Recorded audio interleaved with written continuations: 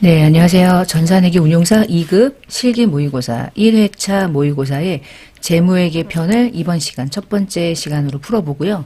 모의고사가 1회, 2회로 나누어져, 그러니까 1회분이 재무회계가 있고요. 똑같은 1회분이 원가회계가 있어요. 이렇게 두 가지 과목이 시험에 출제가 됩니다. 이렇게. 그래서 1회차 모의고사 문제 중에서 이번 시간에는 재무회계 풀고요. 다음 시간에는 원가회계 문제 풀고 각각 80점 배점, 20점 배점, 100점 만점 중에 70점 이상일 때 합격이 되는 시험. 그리고 이제 여러분이 운용사 시험이 어떤 시험인지 다 알고서 이제 뭐 여러분이 이런 영상들을 통해서 시험 준비하시겠지만 운용사 사이트 있죠. 대한상공회의소 들어가서 시험에 대한 일정이야 뭐 상시 시험을 보고 있으니까 일정은 뭐 특징적으로 중요한 게 아니겠지만 시험 전반적으로 어떻게 시험이 나오는지 공개형 모의고사는 어떤 식으로 제공이 되고 있는지 좀 보시면서 시험 준비하시면 되겠고요. 제가 지금 26년도 실기 모의고사도 26년도 버전으로 상공회의소 주관처에서 학생들에게 공개형 모의고사로 제공하는 자료들을 토대로 이제 모의고사 문제를 풀어봅니다. 잠깐 들어와서 운용사 2급 시험은요. 실기 시험이 80분이에요. 그러니까 시간이 부족하다고 느낄 만큼의 생각이 들지 않을 만큼 시간이 아주 넉넉한 시험이거든요. 그러니까 천천히 푸시면 됩니다. 자, 그러면 이번 시간에 여러분이 이제 문제를 푸시려면 자료가 있어야 되겠죠? 먼저 교환을 다운로드를 이렇게 받으시고요. 교환을 토대로 이제 문제를 풀기 위해서는 실기 백데이터가 필요한데 실기 백데이터는 첫 번째 강좌 교환과 함께 실기 백데이터를 같이 압축해서 제공하고 있습니다. 그러면 압축되어 있는 파일을 다운로드를 받고 받은 파일을 오른쪽 마우스 눌러서 압축을 풉니다. 이렇게 해서 이제 압축을 풀어주시고요. 이 데이터가 저는 데이터가 어디에 저장되어 있는지를 기억하기 위해서 저는 바탕화면에다가 저장을 하는 거예요. 여러분도 편한 곳에다가 저장하시면 되겠고요. 그럼 압축을 풀어서 저장을 하는 사이에 우리는 프로그램을 열어주시고요. 프로그램을 어떻게 다운로드 받고 설치하는지는 실기 모의고사가 아니라 실기편 강의에 있으니까 그 강의를 참고하셔서 프로그램 다운로드 받으시면 되겠습니다. 자, 모의고사 문제를 풀려면 어쨌거나 한 회 정도의 회사는 존재해야 되고요. 저는 실기편 영상을 다 찍은 상태니까 앞에 전산회계 운용사 2급 실기 강좌에서 사용했던 데이터들이 있어요. 아무거나 선택하고 먼저 로그인을 하고요. 자, 로그인을 하고 지금 그 사이에 26년도 운용사 2급 실기 모의고사 5회분 압축이 풀렸습니다. 이 안에 데이터가 10개 데이터가 있을 거예요. 왜 10개냐면 5001번하고 5002번이 1회 모의고사인데 얘는 재무회계, 얘는 원가회계. 2회 모의고사, 얘는 재무회계, 원가회계. 재무, 원가, 재무, 원가, 재무, 원가. 5회분 모의고사 데이터입니다. 자, 5001번부터 5010번까지 이 데이터들을 이 프로그램으로 이제 가져오는 방법. 먼저 백업 데이터 복구를 선택한다. 첫 번째. 프로그램을 먼저 일단은 어떤 회사든지 로그인을 하고 들어오신 다음에 자, 그리고요. 선택을 하는데 이 데이터 경로를 어디로 선택하냐면 저는 바탕화면으로 자료를 다운받았고요. C드라이브 아니고요. 바탕화면 안에 5회분이죠. 2026년도 실기 모의고사 5회분. 이 5회분 자료를 선택하고 자료를 끌고 들어오면 지금 보았던 그 문서 안에 있었던 파일 안에 있었던 5001번부터 5010번까지의 데이터가 눈에 보이죠? 자, 이 중에 이번 시간에는 5001번 데이터를 활용해서 문제를 풀어보겠습니다. 복구하기 버튼 누르시면 됩니다. 그 프로그램으로 끌고 들어오는 것까지가 일단 중요해요. 그러니까 요거 작업 안 되면 여러분이 문제를 풀 수가 없으니까 이렇게 저장해 주시고 그러면 5001번으로 회사를 변경하고 들어가서 문제를 보겠습니다. 지금 문제는요. 어떤 뭐 제가 만들거나 이러는 문제가 될 수가 없잖아. 그 학생들에게 공개하는 모의고사니까 이런 식으로 시험에 낼 겁니다. 그러니까 이것을 표본으로 시험 준비하시면 됩니다. 그런 의미입니다. 자, 첫 번째 재무회계 문제만 풀어볼 거고요. 1번 기준 정보를 입력하세요. 거래처를 등록하는 문제가 두 개가 거래처를 그냥 단순하게 등록만 하면 되는 거라 그냥 식은 죽 먹기. 자, 거래처 등록 메뉴를 열어주시고 2005번에다가 추가를 하나 합니다. 동아유통 1, 2, 3, 8, 하나, 1, 2, 3, 4, 1. 매출처네요. 1번. 자, 오른쪽 넘어가서 도매업 하나 넣어주고, 아이고. 이렇게 하나 넣어주면 1점. 두 번째, 또 1점 먹으러 가자.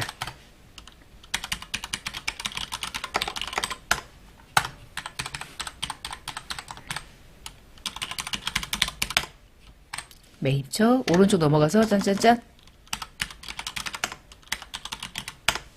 자, 이렇게 해서 거래처 등록하면 끝. 두 번째, 품목을 등록하는 문제. 물류관리 열어주시고 품목 등록 설정하시고, 자, 상품 하나를 추가하는 겁니다. 104번에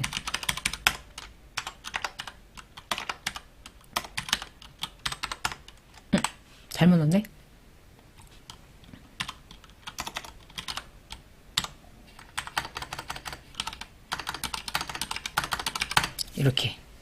이렇게 등록하면 2점. 품목 등록까지는 기준 정보. 자, 이게 끝나고 나면 항상 패턴은 매입 매출 전표에 입력하세요. 계정들에 대한 채권 채무 금융들에 대해서는 거래처 코드를 넣으세요. 한 문제는 한 개의 전표로 입력하세요. 첫 번째, 상품을 매입했고요. 세금 계산서가 발급이 되어서 받았고 부가세가 10% 과세가 됐고, 이 결에는 매입 매출로 바로 가지 않고 물류관리에서 상품이니까 입고하고 매입 매출 전송하고 그렇게 입력하는 거죠. 자, 입고 입력 열어주시고 12월 10일자 기본적인 건별 과세죠. 세금 계산서니까. 자, 거래처는요. 우리는 지금 꿀맛 명가고요. 상대방은 하남 산업이고 그렇습니다. 결제는 딱 봐도 뭔가 하나가 아니잖아요. 그럴 땐 혼합. 뭔가 여러 가지 형태로 결제가 되고 있구나. 그러면 수정사항이 많다는 얘기니까 혼합을 걸어주는 게 편하고, 자, 상품은 2개 상품을 추가해서 등록하시고요. 즉석식품 6,000개, 2,500원, 짠짠짠.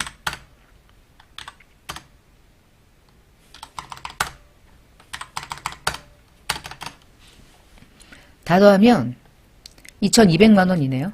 그렇죠? 토탈. 자, 2,200만 원이 수표에도 걸려있고 어음에도 걸려있는데 위로 가봅시다.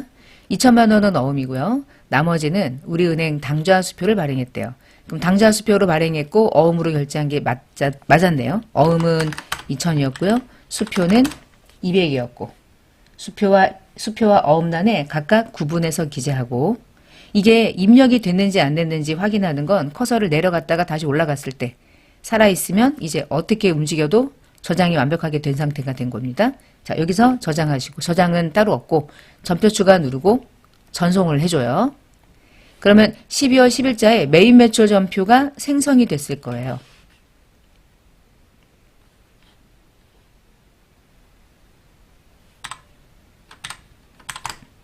됐죠? 먼저 전자세금, 전자입력 걸어주시고요. 중간에 당좌예금하고 지급어음이 분개가 됐는데 요거 조금 올리고 이렇게 볼게요. 내가 우리은행 당좌수표를 발행했으니까 당좌예금으로 분개되는 거 맞죠? 근데 이제 거래처가 우리은행이라는 얘기죠. FE 우리은행 당좌예금. 두 번째, 지급어음을 발행했으니까 이 지급어음을 발행하면 이 어음 번호, 이 만기 날짜 입력해야 되죠? 어음에 갖다 놓고 F3. 자, 발행을 했다. FE. 어떤 어음 발행이냐? 끄트머리가 4512 4301. 요 어음 발행했네요. 중간에 발행한 때는 이날이고 만기 일자는 27년도 0310이고요. 자, 이렇게 해서 어음과 관련된 내용도 넣고 예금에 대한 은행 거래처도 수정하고 상품에 대한 입고 처리도 하고 다양한 문제가 이 안에 있었네요. 자, 1번 문제 해결.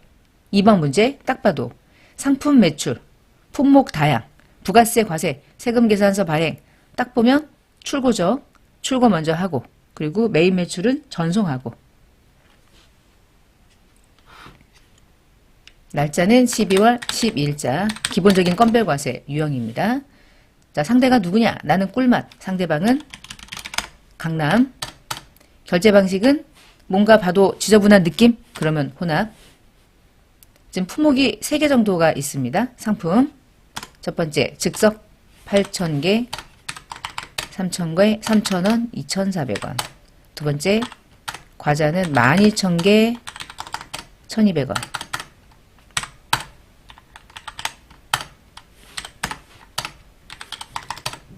숫자 입력할 때 조심해야 되겠다. 저도 실수 많이 해서.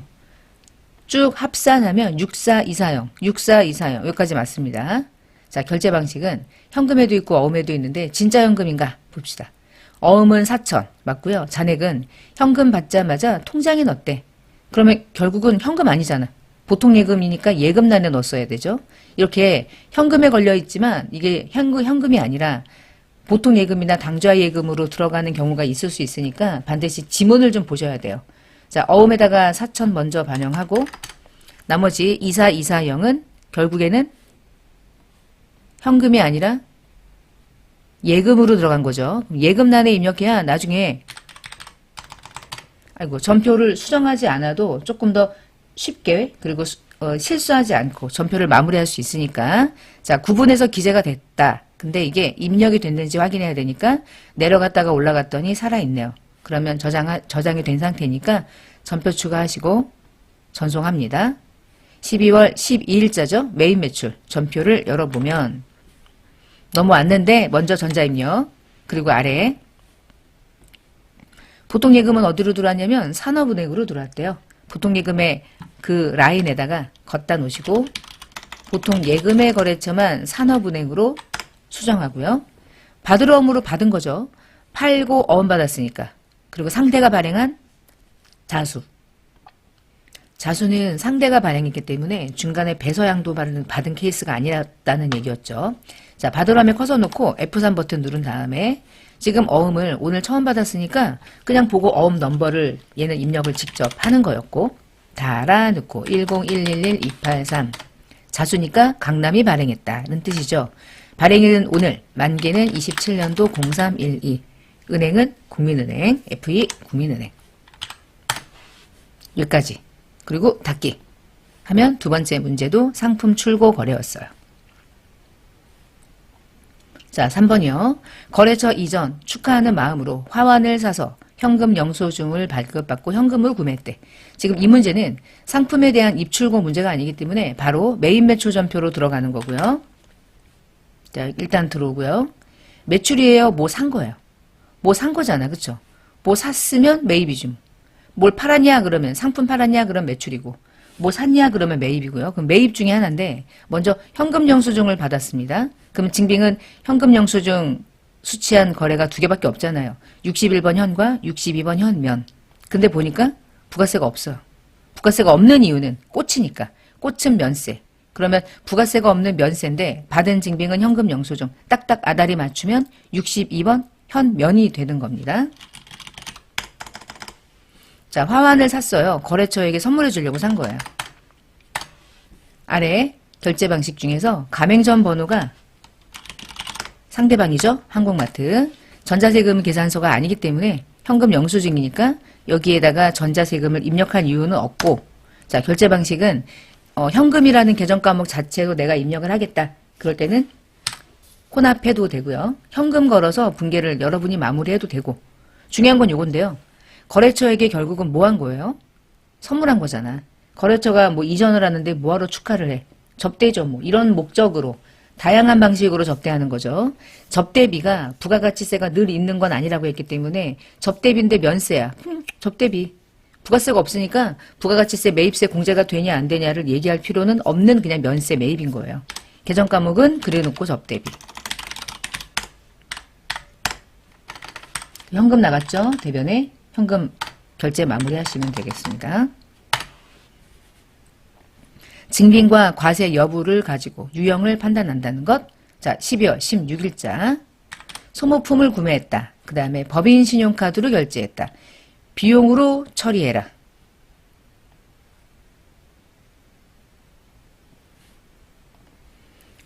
같은 날짜에 이렇게 거래가 있을 수도 있어요. 시험장에서. 이거 시험표 백데이터니까. 그럼 그 밑에다가 추가하시면 됩니다.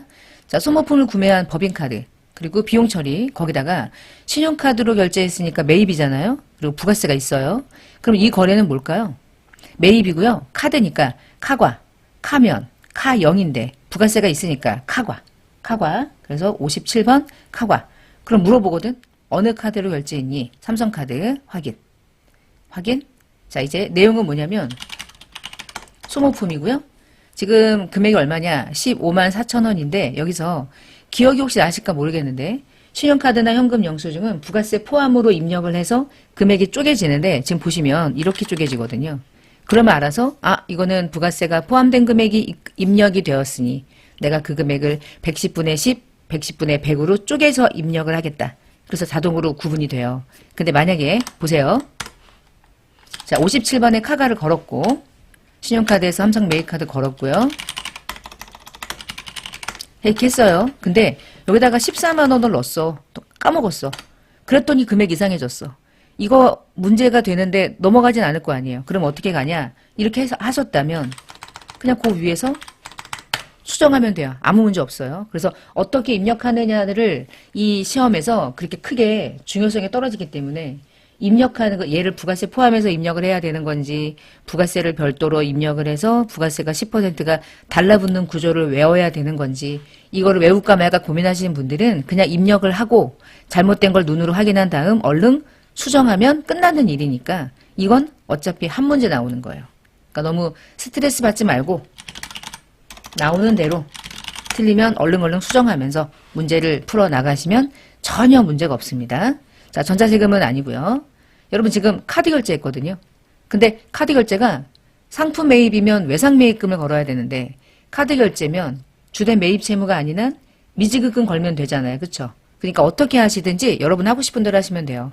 혼합을 걸어놓고 하나씩 봅시다. 자, 혼합 걸고 나서 이 소모품을 어떻게 처리해야 되지? 내가 어떻게 해야 되지? 자, 문제 보니까 비용 처리하래. 비용 처리하라는 건 소모품이라는 자산이 아니라 소모품 B라는 비용 처리하라는 의미죠. 소모품 B 처리하시고 대변에 주된 매입 채무 아니니까 뭘 걸어야 돼요? 미지급금 걸어야죠. 근데 여기서 제가 딱 걸었어. 걸고 나서 보니까 미지급금의 계정 과목의 옆에 거래처가 여전히 한국마트예요. 미지급금은 이제 한국마트랑 관계없고 카드 결제만 남아있는 상태야. 카드 결제만 남아있죠. 그러니까 이때 거래처를 바꿔줘야죠. 삼성카드로. 자, 이렇게 해서 혼합으로 걸어서 여러분이 직접 수정해야 되는 모든 내용들은 하나하나 수정하면서 전표를 입력하셔도 되고 또는 자 이제 혼합 말고요. 여기서 분계 유형을 카드라고 하는 분계 입력 방식도 있거든요. 여기서 카드를 걸면 자 카드로 걸면 미지급금이 걸려. 왜냐면 카드는 주된 매입 채무나 주된 매출 채권이 아니라고 판단하고 다른 채권으로 기타 채권이나 기타 채무로 계정 과목이 걸리기 때문에 이런 경우에는 카드를 걸면 분계가 상품만 소모품비로 바꿔서 분계를 조금 더 수월하게 끝낼 수 있죠. 근데 뭐 이게 중요하진 않아. 전표가 정확하게 입력이 되는 게 중요하니까 카드로도 넣어보고 혼합으로도 넣어보고 여러분이 연습할 때는 다양한 방식으로 연습을 하고 시험장에 갔을 땐 연습을 하기보다 직접적으로 입력을 하는 거니까 어떻게 하는 게 더 좋았지? 편한 대로 하시면 됩니다. 결론은 분계 유형은 중요하지 않아요. 답만 맞으면 되는 거예요. 이것은 그냥 기능에 불과한 거예요. 그래서 이게 카드로 들어갔냐, 혼합으로 들어갔냐, 현금으로 들어갔냐, 외상으로 들어갔느냐가 점수에 0.0001도 영향을 미치지 않는다는 것. 계정 과목이 정확하게 갔는지, 미지급금이 걸렸는지, 미지급금에 삼성카드가 걸렸는지 이런 내용들이 더 중요합니다. 자, 이렇게 해서 매입 매출 전표 입력을 끝내면 이제 문제지가 그 다음 전표 입력하는 문제로 넘어가요. 5문제고요. 이제 일반 전표에 입력하는 거예요. 자, 일반 전표 열어봅시다. 자, 매입 매출은 끝. 안녕. 이제 회계 메뉴에서 일반 전표.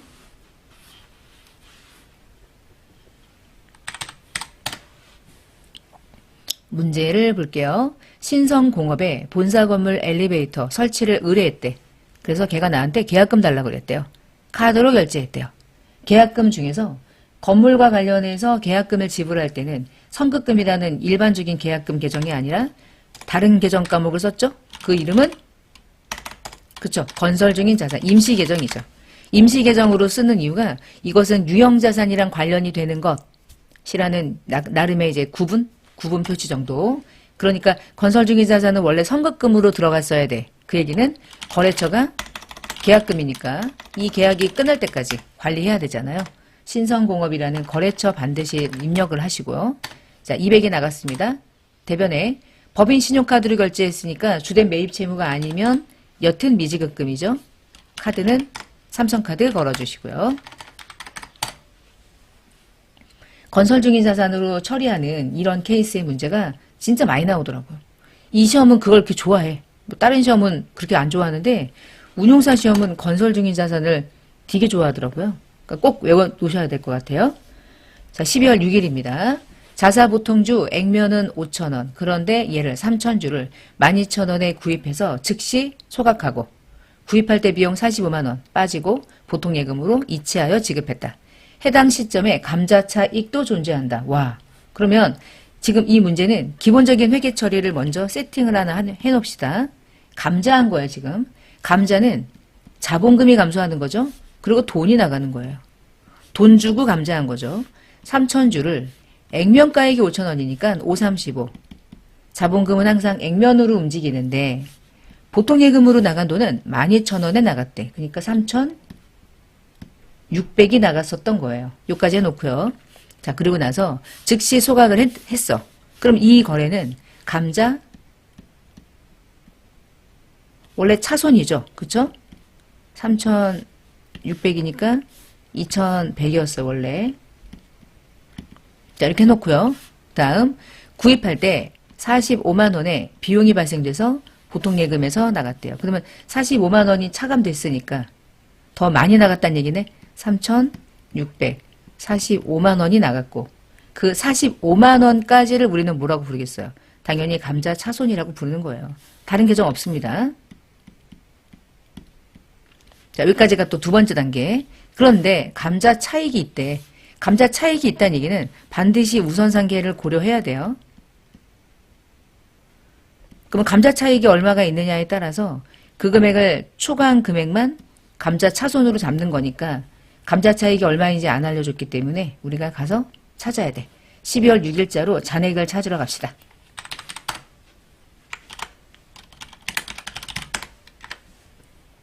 자, 감자 차익 얼마있냐면 1,000만원이 있네요. 1,000만원 확인. 자, 됐습니다. 자, 그럼 전편은 감자 차익 1,000만원을 먼저 죽인다. 죽이고 나면 감자 차손은 2,100이 아니라 1,000만원을 차감한 1,145만원만 처리한다. 이게 정답. 이게 26년도 학생들에게 공개형 모의고사로 제공한 거기 때문에 여러분 이건 반드시 문제의 유형을 이해하고 계셔야 돼요. 자, 이것을 그대로 옮기는 거죠. 어디부터 입력하느냐는 상관없고 차변에 보통주자본금 1,500 반제 그 다음 감자 차손부터 쓸게요. 그냥 순서대로 아까 하던 대로. 그리고 감자 차익이 같이. 자, 보통 예금. 이 회사는 이제 산업은행으로 예금 거래를 많이 하는군요. 토탈은 3,645만원. 이렇게 처리하시고요. 됐죠? 요거 감자와 관련된 소각 거래도 나올 수 있겠군요. 그쵸? 주식을 발행하는 문제도 뭐 종종 나오지만. 자, 세 번째입니다. 12월 8일자. 장기 투자 목적으로 어떤 회사의 주식을, 상장 주식을 2,000주를 액면은 10,000원이지만 18,000원에 구입했고 취득할 때 수수료 있었고 모든 돈은 보통예금 산업은행으로 나갔고 기타 포괄로 분류하고 기타 포괄로 분류되는 금융자산은 취득 시 부대 비용을 자산의 그 자산을 취득했던 그 주식의 원가에 포함시키죠. 그러면 차변에 장기 투자 목적의 기타 포괄은 비유동으로 분류하라는 뜻이잖아요. 그쵸? 요걸로 가라는 얘기죠. 178. 그럼 178로 들어갈 때 2,000주를 18,000원 주고 샀거든요. 그럼 원래 3,600이야. 근데 22만원까지 포함시켜서 3,600 22만원 잡고 대변에 몽땅 다 보통예금, 당좌예금으로 나갔죠. 보통예금으로 나갔죠. 보통예금, 산업은행. 아이고, 3,622만원. 3,622만원. 거래처 코드 입력하는 거 조심하시고, 기타 포괄은 계정 과목에 코드가 2개 정도 있으니까 위에 아래 구분하면서 입력하고. 네 번째, 12월 18일자. 당사 영업부 직원 강의를 하기 위해서, 교육을 시키기 위해서 교육을 제공하고 원천징수 13만 2천원 까고 나머지 3868을 통장으로 주었대요. 그러면 지금 대변으로 돈 나간 게 얼마인지부터 넣어볼까요? 대변에 돈 나간 건, 산업은행으로 돈 나간 건 3868000인데 다 안 주고 원천징수하고 나머지 잔액이 얘였던 거죠. 그리고 원천징수한 거 무슨 이름으로 걸어놨다가 대신 신고 납부해줘요? 예수금이었죠. 예수금이 13만 2천원이란 얘기죠. 그러면 직원들에게 교육한 전체 비용은 사실은 400이었다는 얘기죠. 400만 원이라는 교육비 중에 그 강사에게는 380을 주고 나머지 13만 2천 원은 강사가 세금을 누락할 수도 있으니 우리 회사가 돈을 주면서 대신 일부의 세금을 차감하고 준 다음 그 세금을 다음 달 10일에 대신 신고 납부해주면 세금이 탈루될 일이 없잖아요. 자, 그런 제도를 가지고 있는 게 원천징수 제도인 거고요. 자, 그럼 2개 더해서 차변에 계정 과목을 직원들을 교육한 비용이니까 이건 항상 교육훈련비입니다. 판관비로 가시면 되겠고요. 예수금을 처리하는 문제가 많이 나올 것 같아요. 급여가 지급될 때도 예수금, 누군가에게 소득을 지급할 때 원천징수하는 게 예수금입니다. 자, 그러면 지금 12월 18일자 문제였고요. 이게 이제 지출 결의서였네요. 근데 뭐 이게 있든 없든 뭐 회계 처리는 가능했던 것 같고. 그 다음 12월 19일자 농협은행의 차입금이, 그러니까 농협은행부터 차입한 돈이 있다는 얘기죠. 빌린 돈. 만기가 돼서 원금과 이자를 이체하여 지급했대요. 이자는 106701에. 그러면 빌렸던 돈은 1억이었다는 뜻. 그렇죠? 그러면 지금 얘가 차입금이 어떠한 계정 과목으로 처리가 되어 있느냐가 되게 중요해. 이제 왜 중요하냐면 이게요. 장기 차입금을 이번 연도에 상환할 일이 거의 없잖아. 만약에 오늘 이 차입금이요. 차입금은 2개죠. 장기 차입금도 있고 장기가 아니라 단기 차입금도 있는데 장기 차입금은 이번 연도에 상환할 일이 없어. 만약에 이번 연도에 상환한다면 그건 조기 상환이야. 그치? 근데 단기 차입금은 당연히 이번 연도에 상환할 거야. 내년 안에 상환할 거야. 이런 개념이 단기 개념이잖아요. 그러니까 농협은행으로부터 차입한 이 차입금이 어떠한 계정 과목으로 걸려 있는지는 알려주지 않은 거야. 그래서 반드시 조회해서 알아내야 돼. 진짜. 그러면 얘를 어떻게 조회할 것인가? 여러 가지 방식이 있는데요. 먼저 이렇게 한번 해볼게요. 12월 19일자로 조회를 하신 다음에 먼저 장기 차입금의 커서를 갖다 놓고요. 더블 클릭. 그럼 장기 차입금이 지금 전년도에 넘어온 2억이 있다는 얘기죠. 자, 그 다음에 조금 더 올라가면 유동성 장기 부채도 현재 지금 1억이 있어요. 그러니까 무슨 이름으로 지금 이 은행으로부터 차입한 돈이 어떠한 계정 과목으로 부채 계정으로 계정 과목이 설정되어 있는지 알 수가 없단 말이에요. 그러면 얘를 이제 알았어. 여러 가지 계정 과목이 존재하니까 거래처 원장으로 들어갑니다. 거래처별로 관리를 했을 테니까 짠짠짠짠 들어와서요. 의심스러운 것부터 하나씩 이제 보는 거예요. 장기 차입금으로 커서를 갖다 놓고 장기 차입금이 지금 2억인데 그 장기 차입금은 어느 은행으로 걸려 있냐면 신한은행으로 걸려 있어요. 근데 우리는 농협은행 거 갚은 거거든요. 그러면 얘는 땡이죠. 두 번째 의심스러운 계정. 단기 차입금도 조회해봐요. 없어요. 단기 차입금은. 그러면 혹시 이걸까? 혹시 이걸까? 유동성 장기 부채로 전년도에 설정한 게 드디어 이번 연도에 상환일이 되어서 상환한 걸 수도 있잖아. 그쵸? 그래서 유동성 장기 부채로 조회했더니 얘가 맞네요. 지금 농협은행 차입금으로 거래처 조회된 거 보이고요. 전년도에 1억 원 넘어온 게 오늘 지금 상환된 거죠. 여러분 이거 전년도에 장기차입금을 내년에 만기 도래돼서 유동대체해 놓은 거. 그 유동대체 금액이 이번 연도에 실제로 상환이 되는 케이스가 시험에 나올 수 있다. 이게 26년도에 공개형 모의고사에 꽤 많이 출제가 될 거라고 하는 느낌으로 문제안에 많이 들어가 있더라고요. 그럼 오늘은 유동성 장기 부채로 걸려있는 농협은행 차입금이 1억 원이 상환되는 문제입니다. 자, 단기도 아니고 장기도 아니에요. 자, 차변에 유동성 장기 부채 농협은행 차입금으로 1억 원 차입금 상환을 했고요. 동시에 이자도 갚았죠. 그 대변에 보통예금 산업은행으로 결제했고요. 아이고. 110-670-000 요런 패턴의 문제가 나올 확률이 조금 높아졌으니까 요런 문제들은 좀 조심해서 준비를 해야 되지 않을까 싶습니다. 자, 이제 네 번째입니다. 결산 문제 해볼게요. 결산 1번부터 7번까지 결산 문제를 쭉 눈으로 훑었을 때 이 중에 직접적으로 수동으로 해야 되는 게 있고 자동으로 돌릴 수가 있는 게 있는데 지금 보니까 이렇게 5, 6, 7은 자동으로 가능하고요. 나머지 1, 2, 3, 4번은 수동으로 결산을 해야 되네요. 자, 그러면 수동 결산은 일반전표 12월 31일자로 띄워놓고 첫 번째 문제 단기본 소모품 사용액이 1685래. 그러면 시산표를 띄운다. 결산일자 기준으로 그리고 컨트롤 F 한 다음에 소모를 엔터를 쳤을 때 이 회사가 무슨 계정 과목으로만 회계 처리를 해왔냐? 소모품 B로 처리했네요. 근데 소모품 B로 206만 원이 다 사용한 금액으로 비용 처리되어 있는데 실제로 사용한 금액은 1685래요.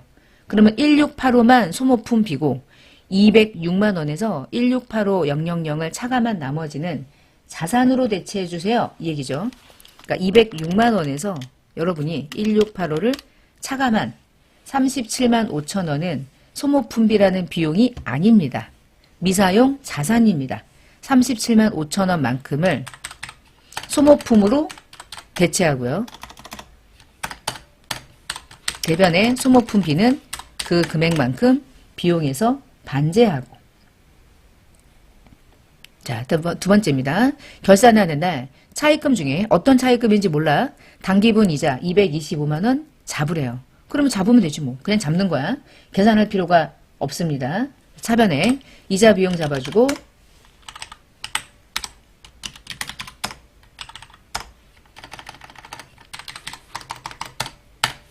그리고 대변에 미지급 금 아니라고 그랬죠. 미지급 이런 문제가 기간이 경과된 것에 대해서 인식하는 거지. 단기분 이자. 오늘까지 이자를 지급하지 못한 확정 채무입니다. 라는 개념의 문제를 출제하지 않는다고 했어요. 자, 미지급 비용으로 225만 원. 장기 투자 목적의 주식 공정가치 3,900입니다. 그러면 기타 포괄 손익에 대한 자산을 평가하는 문제네요. 기타 포괄이 지금 3,622만 원이 있어요. 근데 그 금액과 이 금액을 비교해서 차이가 나는 걸 평가해야 되는데 전년도에 평가가 된 잔액이 있으면 상계해야 되거든요. 근데 부채 밑에 자본, 잉여금 그 사이에 기타 포괄이 있어야 되는데 기타 포괄이 없네요. 그러면 그냥 주어진 금액 가지고 평가만 하면 되겠네요. 3,622만 원 중에서 3,900만 원만큼 평가를 하면 278만 원만큼 증가시켜주면 되겠습니다. 자, 차변에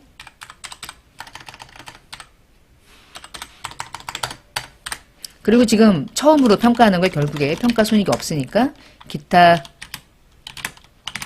포괄 손익, 평가 이익으로 전액을 인식하시면 되겠습니다. 이게 내년으로 넘어가겠죠, 이제 이게. 그 다음 결산일 현재 보유하고 있는 토지 공정가치 10억 2,200이래요. 시산표 띄우시고 토지에 갖다 놓으니까 10억이거든요. 근데 지금 시가가 상승했죠? 그럼 2,200만 원만큼만 증가시켜주면 되고요.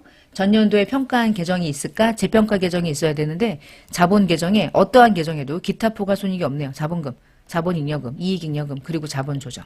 기타 포괄 손익이 없으니까. 자, 그러면 차이가 나는 2,200만 원만큼 토지 증가, 그리고 대변에 재평가 잉여금, 기타 포괄 손익 계정이 두 개가 생겼네. 기타 포괄 평가 이익과 재평가 잉여금. 두 개 계정 과목이 추가적으로 발생. 자, 이제 5번, 6번, 7번은 자동결산인데 5번은 1%를 보충해야 되는 금액은 우리가 계산을 해야 되니까 금액 계산을 좀 보겠습니다. 자, 먼저 외상매출금에 대한 채권은요. 5억 2,591만 원이에요. 자, 그 다음에 곱하기 1% 하시고요. 그 중에 외상매출금이랑 관계되는 충당금의 잔액이 240이 있어요. 그래서 외상매출금에 대한 보충하여 설정할 금액은 285만 9,100원이 나왔고요. 자, 받으러 오면 4천인데요. 충당금 잔액이 없어요. 1%야. 그냥 바로 나오겠다. 40만 원. 외상매출금과 받으러움에 대한 보충 설정할 금액은 여러분이 이것과 같이 시산표를 열어서 계산을 해서 어딘가에다 적어놓고 나중에 자동결산 메뉴에 들어갔을 때 옮기시고요. 두 번째, 감가상각은 원가경비별 감가상각. 그리고 무형 먼저 눌러놓고 무형이 없네? 그러면 유형만 있네요. 자, 유형 눌러놓고요. 자, 유형 중에 건물, 차량 운반구 비품, 건물, 차량 운반구 비품. 자, 건물에 대한 감가상각은 1250. 그 다음에 차량 운반구에 대한 감가상각 1200. 비품에 대한 감가상각 2000. 됐죠? 그 다음 기말재고. 자, 기말재고는 물류관리에서 재고자산 수불부로 들어가고요. 전체 기간을 줘야죠. 1년 전체를 마감하는 거니까 엔터 이렇게 다 친 다음에 한 번에 일괄 마감 눌러서 일괄 마감 한 번에 누르고 마감이 되면 재고자산의 금액을 봐야 되죠. 재고자산 명세서로 들어갑니다. 그리고 12월 조회해서 짜자자자 기말상품은 얼마로 마감됐냐? 9,250만 원으로 마감됐어요. 자, 이제 입력을 하면 끝나는 거니까 가보겠습니다. 회계 메뉴 누르시고요. 결산자료 입력, 자동결산 입력하는 메뉴 엔터. 그리고 나서 여기서 지금 운용사 2급 시험은 재무회계 문제랑 원가회계 문제를 둘 다 푸는데 둘 다 이 메뉴를 열게 돼요. 그쵸? 재무회계에서는 원가 코드 입력 안 해도 문제 없고 원가회계 문제 풀 때는 반드시 제품 매출 원가와 원가 경비 1번 제조 원가를 입력해야 되고 그 차이가 있으니까 늘 머릿속에서 이 입력 방식은 계속 머릿속에서 되뇌어야 돼. 이게 그냥 단순 반복으로 해가지고 외워가지고 이게 뭐 외워지냐. 프로그램은 여러분이 입력하는 것이 정답이 되는 거니까. 재무회계 문제를 풀 때는 원가 코드 입력 안 합니다. 그냥 들어가도 돼요. 자, 기말상품 재고액부터 입력합시다. 9,250. 끝나면 감가상각으로 내려가요. 감가상각 건물에 대한 감가 1,250. 차량 운반구 1,200. 비품 2,000. 그 다음 외상매출금과 받으럼에 대한 보충 설정할 금액 2859 100원. 얘는 40만원. 됐죠? 자, 그러면 다 끝났고요. 자동결산 입력을 하고 나면 그냥 나가지 말고 반드시 눌러야 되는 기능킨 전표 추가. 결산자료 입력에다가 입력하는 이유는 전표를 만들어 주기를 원해서 들어오는 거예요. 전표 추가 확인. 자, 전표 추가가 확인되면요. 일반 전표 입력을 아까 우리가 재평가 잉여금까지는 내가 분개한 거고 다시 조회하는 순간 방금 전에 전표 추가한 것들이 추가가 되어 있겠죠. 매출원가 분개, 감가상각 분개, 거기다가 마지막에 대손충당 분개. 3개 전표가 들어와 있어야 얘가 있어야 하나가 정답인 거야. 자동결산 기능에 이 메뉴에다가 입력하는 게 점수랑 아무 상관이 없어요. 기능을 쓰는 거예요. 기능을. 자, 이렇게 해서 결산까지 끝났고요. 여기서 만약에 결산까지 끝났는데 우리가 손익마감에서 잉여금 분개하는 거 해야 되나요? 그러면 하는 건 손해보는 일이 없잖아. 그러면 손익 열고 잉여금 열고 할 필요도 없어요. 그냥 잉여금 열고 데이터를 아니오만 하시면 돼. 만약에 처음으로 완전 처음으로 열면 그런 메시지도 안 떠. 그러면 이 상태로 끝입니다. 불러온 다음 반드시 전표 추가. 그러면 더 이상 에러 뜨냐 안 뜨냐 뭐 이런 거 고민하실 필요가 없잖아요. 편하게 가시면 되니까. 이 전표 추가가 일반 전표로 들어가면 얘인 거야, 얘. 얘가 자동으로 손익이 마감됐고 잉여금이 마감됐고 그런 전표 마감된 것들이 알아서 이제 메뉴로 넘어가는 거예요. 자, 여기까지는 기본적인 결산까지 연습을 한 거고요. 시간이 약간 문제가 되기는 하는데 이것까지 하고 장보조회까지 하고 마무리하겠습니다. 자, 1번 장보조회 문제. 1번 거래처가 보이네요. 여러분 거래처가 보이면 어디로 들어가요? 거래처 원장. 1월부터 5월까지. 지금 매입 채무를 상환한 금액을 물어봤어요. 여러분 매입 채무는 계정 과목이 한두 개가 아니잖아요. 그럴 때는요. 어디 들어가도 좋냐면 지금 우리가 잔액으로 들어갔잖아. 근데 그 잔액을 총괄로 보는 거야. 총괄로 보면 어떤 차이가 있냐면 이 기능을 안 쓰고 일일이 내가 조회를 해도 되는데 거래처는 하남전자로 세팅을 해놓고 계정 과목을 매입 채무니까 계정 과목 2개잖아요. 외상 매입금하고 지급 어음하고 이렇게 2개. 외상 매입금하고 지급 어음까지 둘 다 계정 과목을 조회하면 여기는 외상 매입금밖에 없지만 지급 어음이 있어도 같이 조회가 되는 거야. 거래처의 그 계정 과목들. 지금 질문은 상환한 금액 물어봤으니까 외상 매입금을 갚았다는 말은 차변에 발생된 금액을 말하는 거죠. 1,000만 원이 답이네요. 그렇죠? 발생된 금액은 대변 잔액을 말하는 거고. 자, 두 번째. 냉동식품의 판매량, 판매되는 상품의 품목별로 확인하는 거야. 그 거래처에게 판매된, 그러면 거래처에게 판매되는 거래처별 판매 현황. 4월부터 7월까지 조회하시고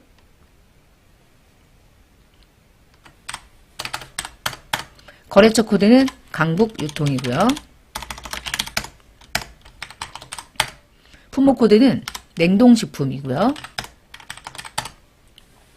판매량을 물어봤어요. 34,000개가 답이네요. 두 번째, 세 번째. 26년도 2기 예정. 2기 예정이면은 7월부터 출발하는데 예정이니까 7, 8, 9죠. 과세 표준이 얼마네요? 무조건 부가세 신고서. 회계 메뉴 안에 부가세 신고서. 기간 2기 예정. 1, 2, 3은 1기 예정. 4, 5, 6은 1기 확정. 7, 8, 9는 2기 예정. 7월부터 9월까지. 자, 과세 표준은 어디에 있냐? 여기 써 있는 대로 요 라인에 있는 것 중에 요게 과세 표준이고 요게 매출세액인데 과세 표준은 얘를 말하는 거고 매출세액은 얘를 말하는 거고. 지금 질문은 과세 표준이죠? 과세 표준은 얘가 답입니다. 5억 2,390만 원. 523 900. 나갈 때 저장할 거예요? 그러면 아니요 하시면 돼요. 들어갔다 나올 때는 내가 저장해야 될 의무가 없기 때문에 굳이 저장하실 필요가 없어요. 나중에 내가 저장한 것 때문에 그 내용을 다시 조회했을 때 숫자가 다르게 조회될 수도 있어요. 자, 네 번째입니다. 7월부터 10월까지 판관비가 가장 크게 발생됐던 월. 판관비는 계정 과목이 아니지만 판관비를 조회할 수 있고 7월부터 10월까지를 월별로 조회할 수 있는 장부. 유일한 장부. 월계표. 자, 월계표를 누른 다음 7월을 조회한다. 한 달을 4번 조회하죠. 7월달 조회했을 때 1,400 얼마. 두 번째, 8월을 조회한다. 얼마인가 확인한다. 1,400 얼마. 다시 9월을 조회해서 판관비 얼마. 1,600 얼마네요. 자, 마지막 10월 조회해서 판관비가 얼마. 1,400. 그럼 제일 큰 건 앞만 봐도 9월이네요. 그쵸? 9월은 1,400대가 아니라 1,600만 원대였죠. 답은 금액이 아니라 월을 물어봤으니까 9 이렇게 쓰시면 정답이죠. 9 이렇게. 자, 이제 5번입니다. 국제회계 기준에 의한 재무상태표 요건 열어주시고 비유동자산을 찾으래. 뭐 찾을 것도 없어요. 금액은 이미 다 만들어져 있는 거니까. 비유동자산 쭉 내려가서 로마자 2번이죠. 비유동자산 1481 50만 원. 마지막 1월부터 12월까지 KIFRS에 의한 포괄손익계산서 안에 12월까지 모두 다 결산이 끝난 상태 조회하시고 당기순이익을 물어봤어. 당기순이익 치사하다. 여러분 당기순이익을 물어봤는데 답은 4,633만 6,300원인데요. 이 금액이 아닌 사람은 틀리는 거야. 그럼 이 금액이 다 맞을까? 앞에 전표 입력한 것 중에 하나라도 틀린 게 있으면 이 금액은 이 금액이 줘야 되지 않겠죠? 그럼 이 문제는 틀리는 거예요. 내가 내장부를 열어서 조회한 게 정답이 될 수가 없어. 그러니까 이건 정확하게 한 사람만 점수를 주겠다는 의지가 담긴 거지. 그쵸? 답은 4,600, 336, 30만 원. 아니 30원, 300원 맞고요. 요 아래 보면 기타포괄 손익으로 기타포괄 손익 공정가치 측정 금융자산과 관련된 평가 손익 계정이 지금 보이죠. 이렇게. 그것들이 포함되면 총포괄 손익은 달라질 수 있다고 했죠. 단기손익과 총포괄 손익은 다르다. 기타포괄 손익이 얼마가 있느냐에 따라서 총포괄 손익을 물어볼 수도 있을 것 같아서 그것도 용어 잘 확인하시면 되겠습니다.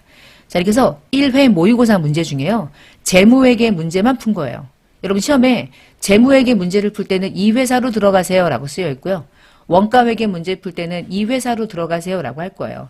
두 개의 데이터가 여러분에게 제시될 거야. 그러면 하나는 재무회계 문제 풀 때 지금처럼 풀고 다음 시간에 원가회계 문제 풀 때는 원가회계에 맞는 데이터로 들어가서 문제를 푸는 거예요. 자, 첫 번째 모의고사 그리고 안에 재무회계 문제 중심으로 문제를 풀어봤습니다. 이번 시간 마치겠습니다.